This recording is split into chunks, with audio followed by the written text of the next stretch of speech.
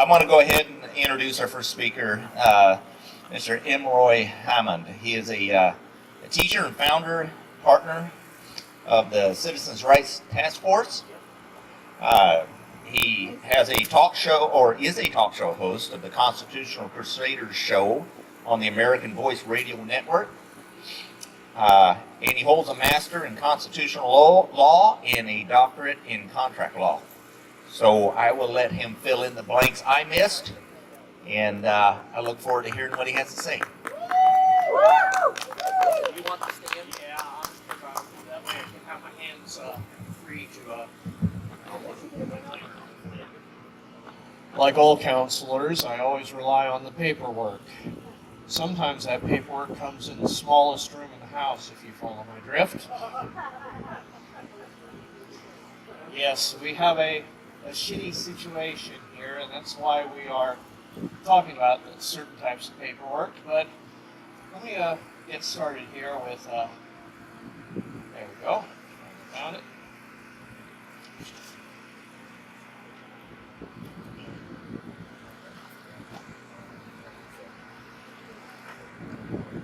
Ladies and gentlemen, I'm just going to make an admission for you here right now. I am an extremist. But before I go on, I need to explain why I say that. See, there's this little thing called the United States Constitution. You may have heard of it. And in Article 3, Section 3, Clause 1, it reads as follows, and I quote, "Treason against the United States shall consist only in levying war against them or in adhering to their enemies, giving them aid and comfort. No person shall be convicted of treason unless on the testimony of two witnesses to the same overt act or confession in open court." End quote. Now it's interesting to note that Oregon's Constitution, Article 1, Section 24, reads the same, just referencing Oregon rather than the United States. Now, having said that I am an extremist, I wish to unequivocally state that I am not now or at any other time advocating for the overthrow of either the government of the United States or of any of the individual states, such as Oregon, for example. Any assumption that I am is based upon pure sophistry, but then that is what tyrants do, isn't it? Right? Yes. Sophistry. So according to the government, I am an extremist. Now, why do I say this? Well, in 2008, I was charged with a one-count indictment. I have that indictment here with me if you'd like to read 18 pages of pure, unadulterated federal BS, but I have it here. And it was for a single count of 18 U.S.C. Section 371. Now, what is 18 U.S.C. Section 371? Quote, "conspiracy to defraud the United States," end quote. Very interesting concept there. A single count of conspiracy to defraud the United States. Anyone else here see what's wrong immediately right there? Where's the named crime? Because right now, I am conspiring with everyone here. You see where I'm going? I'm conspiring right now. This very, very second, I'm conspiring. So where's the crime?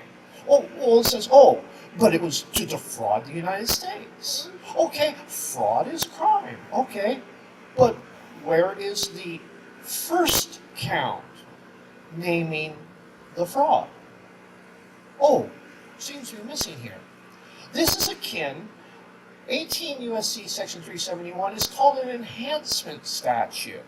It is to enhance that not only did you do the crime, but you then conspired with others to engage in the crime. Are you following me here? You know, this is so simple. You can understand this. You don't need a law degree to understand this, unlike some of the people in the Marble Palace behind you. Okay?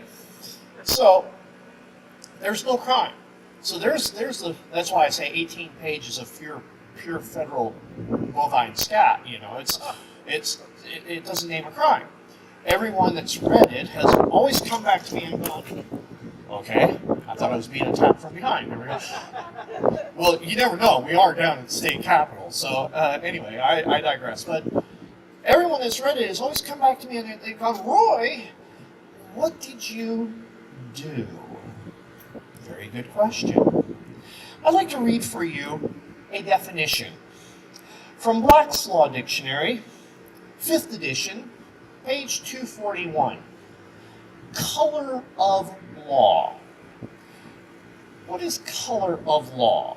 Well, it is defined as such: the appearance or semblance without substance of a legal right, misuse of power, possessed by virtue of state law and made possible only because wrongdoer is clothed with authority of the state.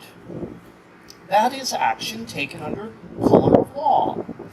Acts done under color of law of a state include not only acts by state officials within the bounds or limits of their lawful authority, but also acts done without and beyond their lawful authority, done while such official is purporting or pretending to act in the performance of his official duties, exercising his official powers outside the bounds of lawful authority. Now I'm going to tell you a little secret. I guess it was a real secret. 94.5% of what takes place in that marble palace is color of law. That's all it is. It's even worse back in Washington, D.C. It's about 98.9 there. Because it's done without real semblance of law. But that's what they do. Now, I said that there was this indictment. Well, what follows an indictment? Now we have trial, right? Oh, this is where the fun began. I was gagged, literally gagged, not allowed to speak. I was not allowed to call witnesses in my defense. I was denied cross-examination, and I was told that the one and only piece of evidence that they entered into at trial that I had conspired in this conspiracy to defraud the United States was that I hosted a radio show, a radio talk show. I said to my counsel, I said, it's a political talk show. You may have heard of this thing called the first article of the Bill of Rights. It's a political talk show. And do you know what she said back to me? She said, you didn't say it was. What? You didn't say it was. What are you trying to tell me here?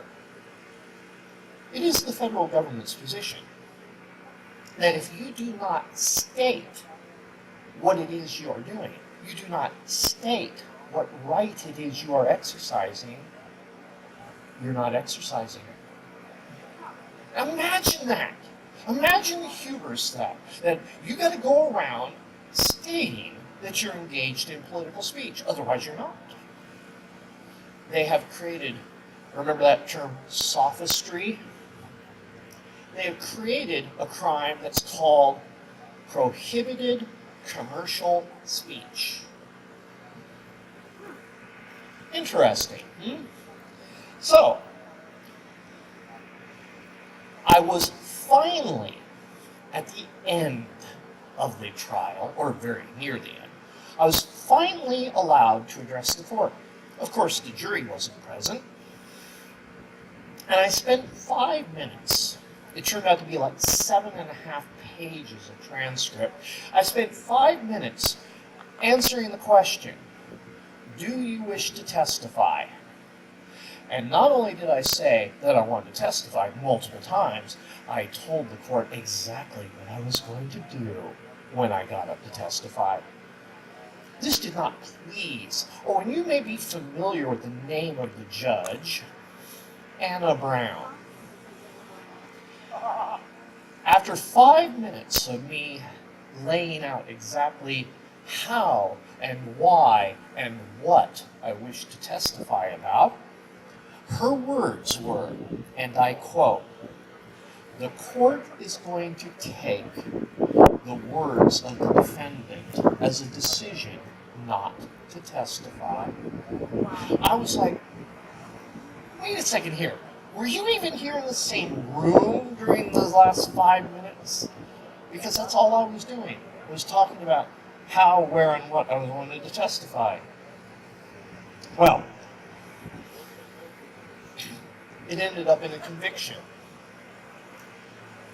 And my counsel, at the end, the last thing she said to me that I heard her say was that she finally believed what I had shown her, because I had shown her the exact statute. There's actually a statute out there that allows the Bureau of Internal Revenue of Puerto Rico, that's their fully incorporated name. You may know them by their stage name of IRS, but that's just a stage name.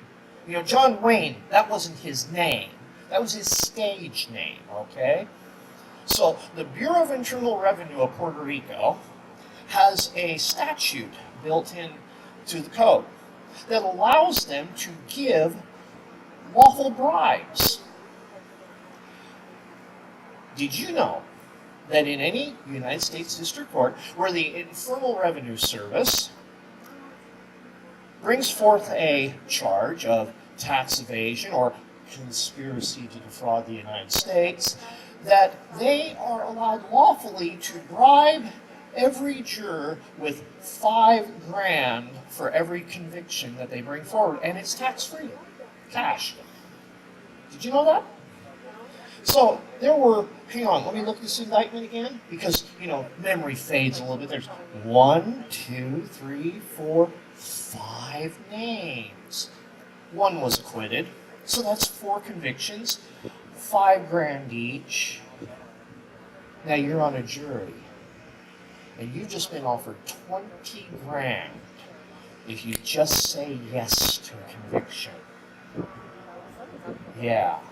And it gets worse. The prosecutor, they get even more. And the judge, $50,000 for every conviction. Is it any wonder that when President Reagan was in office, that the number of convictions or trials for quote-unquote tax evasion dropped to almost nothing? Because he said, no more of this crapola. So they shot him. You ever wonder why? You're learning why. So, she said, Roy, I didn't believe you when you said this, when you showed this to me. I didn't believe it could happen. There is no way that jury could have come back with a decision to convict, because you didn't do anything. There was no proof of a crime. There was no way they could have come back on any one of you. And I said, $20,000. She's like, I'm going to get those. Well, actually, I can't say exactly what she said, but you get the idea. It was a little colorful. And those were the last things she said to me while she was still alive, because the next morning she was found murdered in her own home. Yep. It's a black bag operation as far as I'm concerned, to silence her. And it was only just a couple of weeks ago that they finally, this is 2008, finally have got a patsy as the one who supposedly murdered her. Although at the time the kid would have been 19 years old, and I don't think that he had the strength or ability to throttle a woman with his bare hands, a woman who competed in international dragon boat races and was a free rock climber. You know, I'm talking upper body strength here, and to strangle with the bare hands. No, I'm sorry. I don't buy it. So, as she said, you can't say it was a political talk show because you didn't say it on the air. Well, under federal sentencing, there's this thing called a PSR, pre-sentence report. And in the pre-sentence report, they go through and they find, your history and your background, etc., to determine how much of a sentence you should be serving. And the PSR came back and said, because of my extremely limited involvement, I hosted a radio show, that was it, right? That I should be just given probation. Well, that's not what they did. No, what happened is that at sentencing, the federal prosecutors came and said, he needs the maximum sentence of 5 years. Judge said, why? Well, because of this. Judge says, didn't bring that up in trial. Can't bring it up here. Well, he did this. Didn't bring it up in trial. Can't bring it up here. Back and forth and back and forth and back and forth and back and forth until finally, I have the transcript of it. The guy came out and said, well, Mr. Bendshadler has a radio show, and we need his audience to dry up and blow away. So that's why they wanted that. But you know what happened? When I read that transcript on the air, the owner of the network came back and he actually interrupted me. He came on and said, hey, this is me, and I made a decision here that for the year that he is going, that I'm just going to roll back the clock and replay the show week by week for the entire year. And do you know what happened? The audience didn't dry up and blow away. It actually grew during the year that it was in rebroadcast. And this is why I say, quite honestly, that the show, even though it's basically heard only over the internet or satellite, and shortwave, if you have shortwave capability, it's not on any commercial broadcasts, but it has more people listening to it each week than any other political talk show that originates on the internet. Because at any one time I have between 12 and 15 million open portals with an estimated 25 listeners per portal. You do the math, that's a lot of people listening. And why are they listening? Because they hunger for what I talk about. And I talk about the same things I'm talking about right here. So, as you can see, my friends, I am an extremist. And here's why.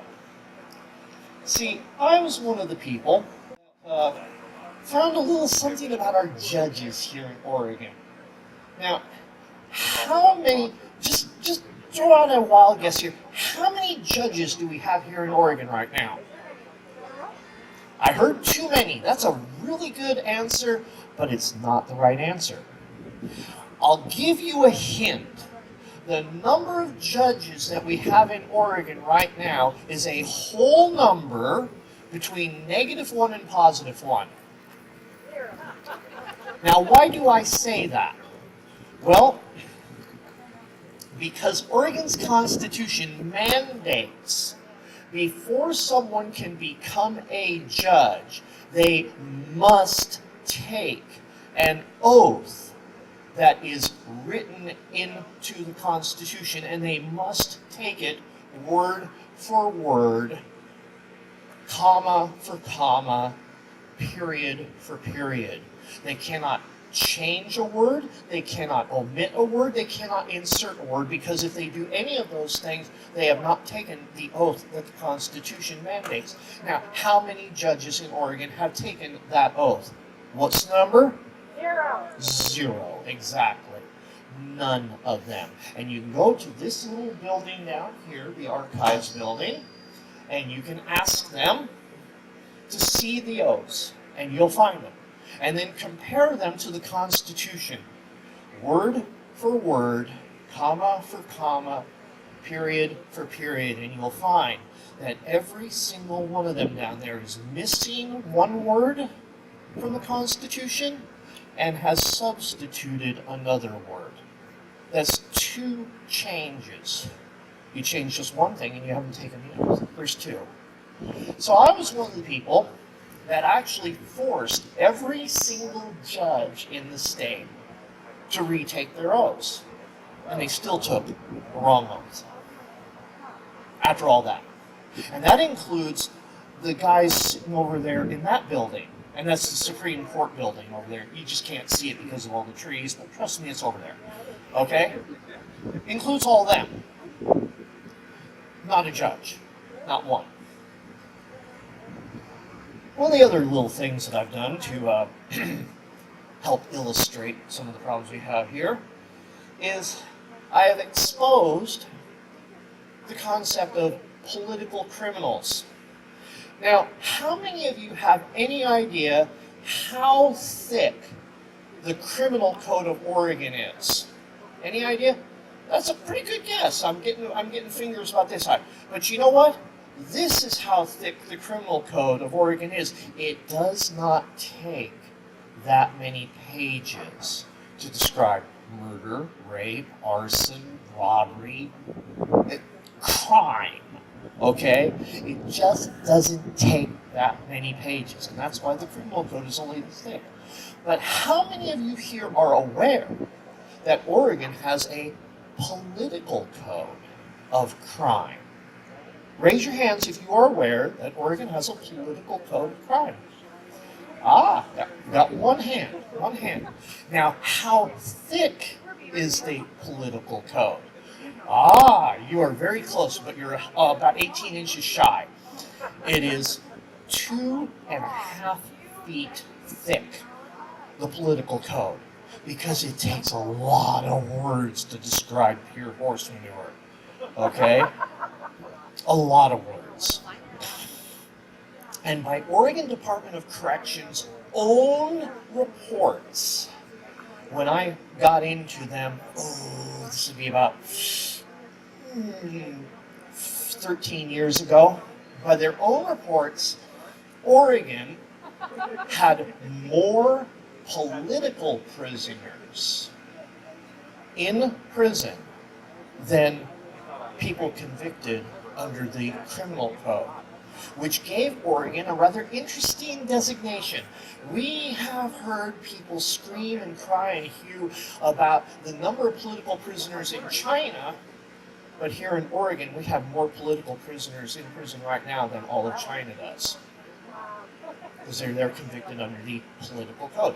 This is part of the reason why I say I'm an extremist, because I point these things out and I dare talk about them. How many of you heard the concept Habeas Corpus?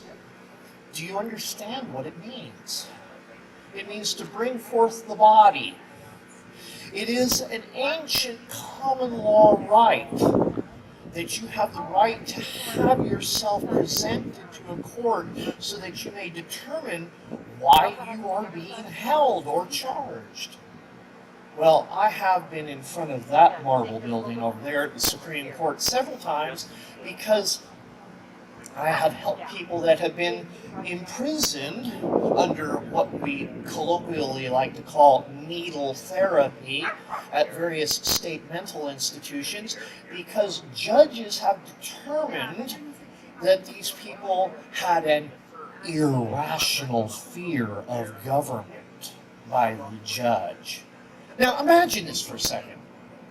All you're doing is questioning the jurisdiction of a court, and because you're questioning the jurisdiction of the court, the judge says, you have an irrational fear of government, so we're going to lock you up. What? You just proved the point. Thank you, sir. You know, yeah, I have an irrational fear of government, and you're locking me up. I don't think it's all that irrational anymore. Well, I thought it was rather irrational of the judge, because not only is he not a judge, because he doesn't have an oath, but now he's practicing psychiatry without a license. I'm an extremist. So, I've shown you now just a few examples of how they can frame up just about anyone within the sound of my voice who is just one time or more not in an agreement with anything I've said so far as an extremist. Welcome. I love you. Well, let me bring up a new word. They have created a new crime to label us. Now, before I give up this new crime, let me remind you of that term, color of law, I used earlier. You got it? Yeah? Color of law? Done to do away with our rights, remember, right? Now, we'll let you have that definition firmly in your brain. Here is this new crime. Domestic terrorist. Now, I want to protect each and every one of you from this new crime of domestic terrorist.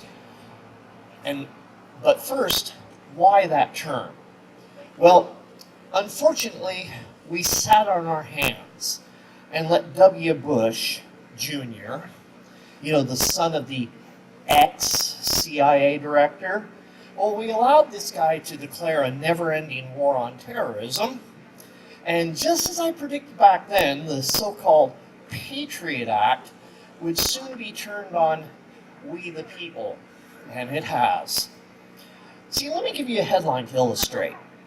Just this past week, here is the headline from that article. Feds, Coast Guard lieutenant compiled hit list of lawmakers. That was the headline. And if you read the story, and you can find it easily on your cell phones right now, it's in the Associated Press, okay?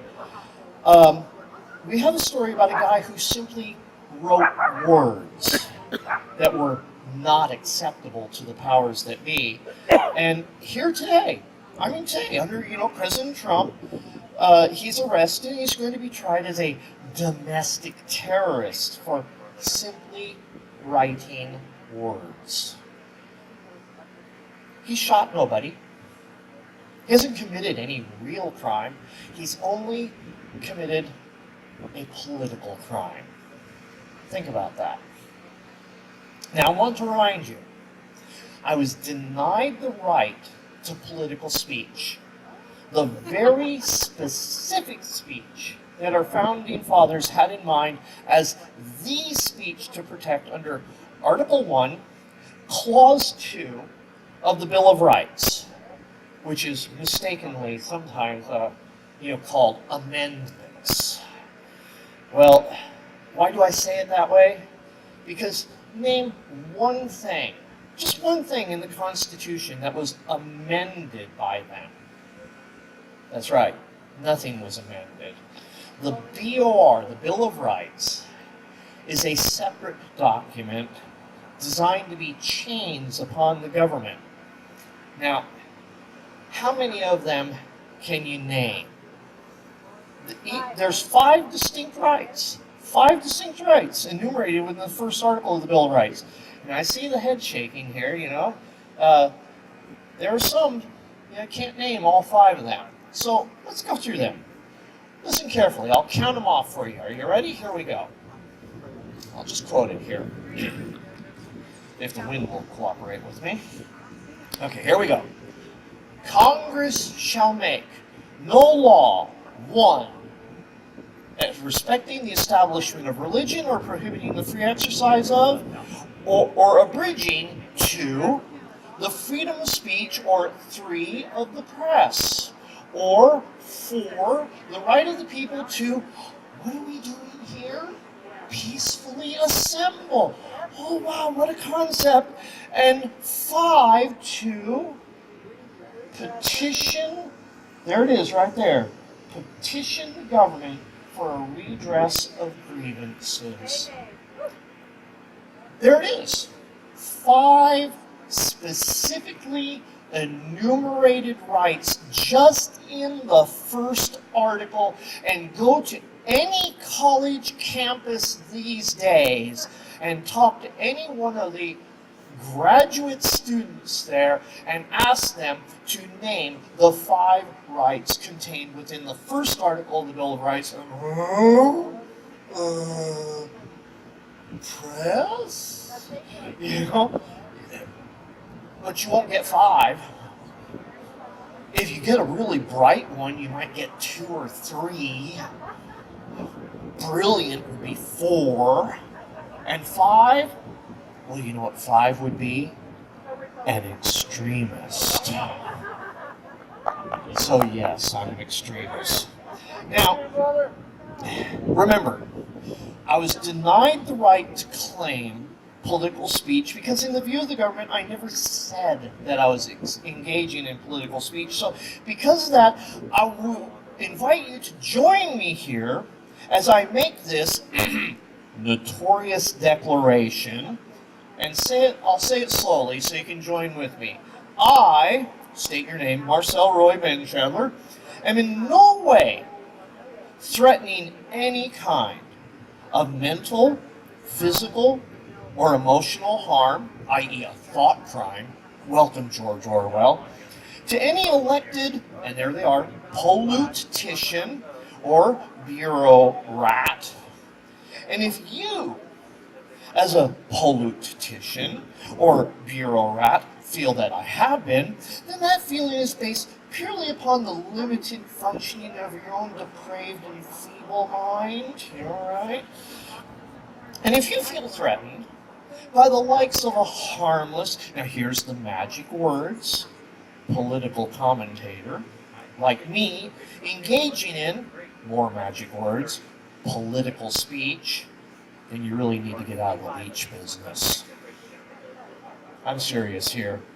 Now, to the aforementioned notorious declaration, I would add that to the politicians and bureau rats in that marble palace over there, that instead of being in the leech business, maybe they can do something more productive, you know, like mowing lawns or painting over graffiti, or maybe offering themselves as live targets to DHS so they become less queasy over shooting Americans, you know? It's just an idea. Just an idea. Now, on December 23rd, 1776, Thomas Paine penned his words entitled The Crisis. Ladies and gentlemen, my fellow Americans, we are in a crisis now. And I would like to paraphrase the first paragraph of Thomas Paine's work for you now. These are the times that try men's souls. The summer soldier and the sunshine patriot will, in this crisis, shrink away from the service of their country, but he that stands by it now deserves the love and thanks of man and woman. Tyranny, like hell, is not easily conquered, yet we have this consolation with us. The harder the conflict, the more glorious the triumph. What we obtain too cheap, we esteem too lightly. It is dearness only that gives everything its value. Heaven knows how to put a proper price upon its goods, and it would be strange indeed if so celestial an article as freedom should not be highly rated. Governor Brown, with an army to enforce her tyranny, has declared that she has the right not only to tax us, but to bind us in all cases whatsoever when it comes to our unalienable rights. And if being bound in that manner is not slavery, then there is no such thing as slavery upon earth. Even expression is impious, for so unlimited a power can only belong to God. Now, like I said, I took a little liberty with Thomas Paine's words, but you may have caught something there. In case you didn't, I'll repeat it. Unalienable rights. Have you ever wondered what the term unalienable means? When you break it apart into its individual pieces, all of a sudden the meaning of the term becomes crystal clear. These are rights that are not able to be leaned against. What is a lien? A lien is the highest form of encumbrance. And if the highest, and what is an encumbrance? It's a chain, it's a contract. A mother has a lien on her children. A wife has a lien on her husband, and a husband has a lien on his wife. That's what it is. It's the highest form of encumbrance. And if they over there in that marble palace are not able to lien my rights, what are they able to lien? Well, not my rights, that's for sure. That's why they are called unalienable. For that very simple reason.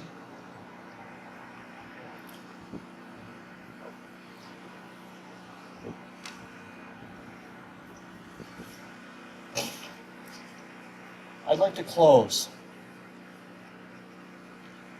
with a little something here. I've been going around the country for close to 35 years now, doing lectures and seminars. I've been to 19 different countries, doing lectures and seminars on freedom and liberty.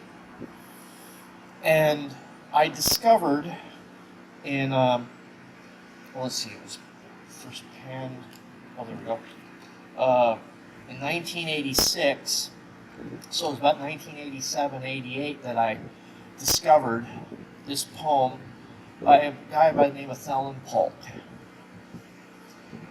And it really strikes a chord of why are we here today. Some of you may have heard it, but for those of you who haven't, join with me today in taking remembrance of a visitor from the past. I had a dream the other night. I didn't understand. A figure walking through the mist with flintlock in his hand. His clothes were torn and dirty as he stood beside my bed. He took off his three-cornered hat, and speaking low, he said, "We fought a revolution. To secure our liberty, we wrote the Constitution as a shield from tyranny. For future generations, this legacy we gave. In this, the land of the free and the home of the brave. The freedom we secured for you, we'd hoped you'd always keep. But tyrants labored endlessly while your parents were asleep. Your freedom gone, your courage lost. You're no more than a slave in this, the land of the free and the home of the brave. You buy permits to travel and permits to own a gun, permits to start a business or to build a place for one. On land you believe you own, you pay a yearly rent, although you have no voice in choosing how the money's spent. Your children must attend a school that doesn't educate. Your Christian values can't be taught according to the state. You read about the current news in a very biased press. You pay a tax you do not owe to please the IRS. Your money is no longer made of silver or of gold. You trade your wealth for paper so your life can be controlled. You pay for crimes that make our nation turn from God in shame. You've taken Satan's number as you've traded in your name. You've given government control to those who do you harm so they can padlock churches and steal the family farm and keep our country deep in debt put men of God in jail, harass your fellow countrymen, while corrupted courts prevail.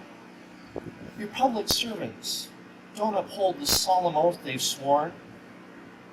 Your daughters visit doctors, so their children won't be born.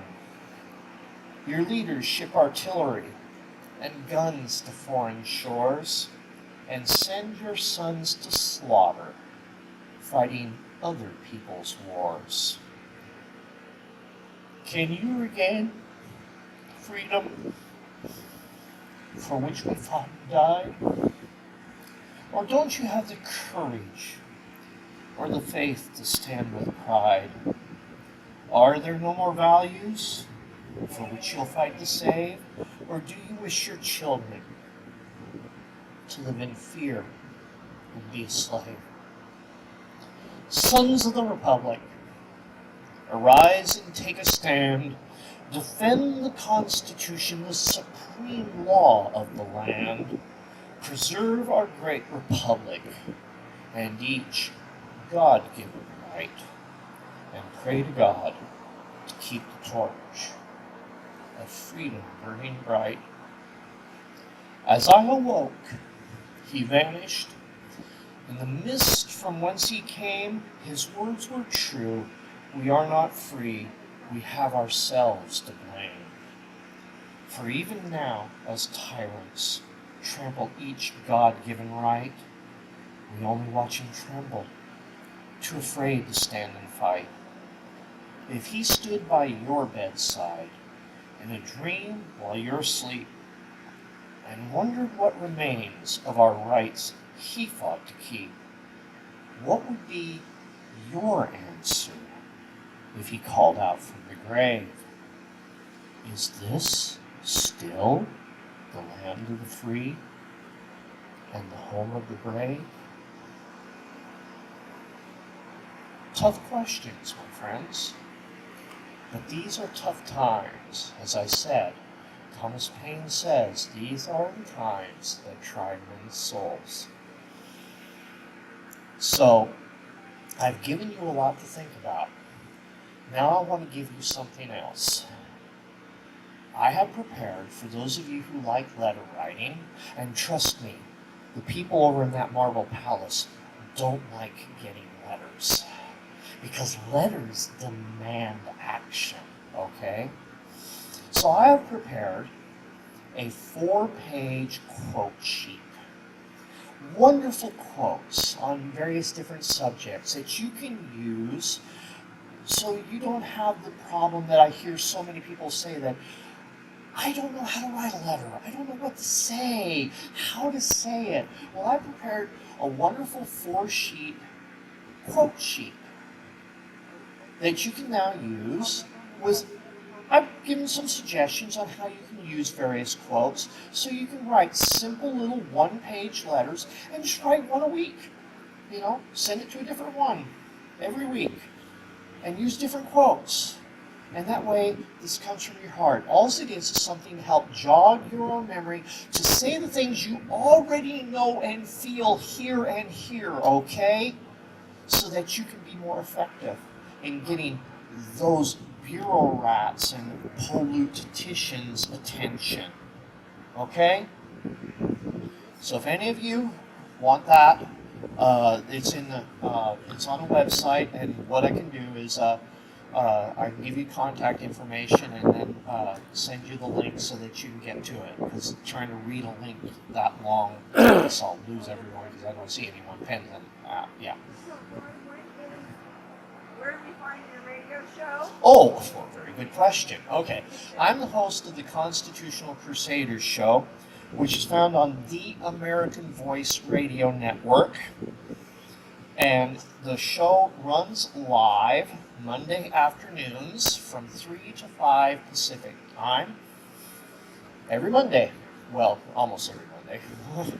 It's sometimes we have technical difficulties because it is a private network and is funded by the listeners.